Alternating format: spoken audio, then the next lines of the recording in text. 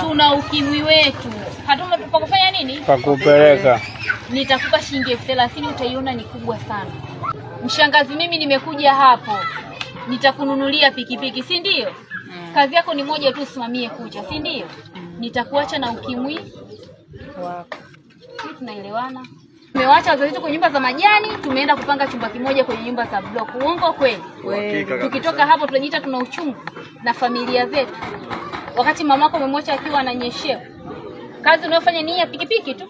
Umepata 200 tu, nyumbani umeshapasahau.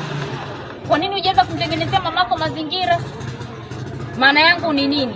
Hakuna mtu anayependa kitu kibaya. Wote tunapenda vitu nzuri. Sasa ukibadilisha makagaga ni kina nani? Ni sisi vijana. Kula chuma hicho.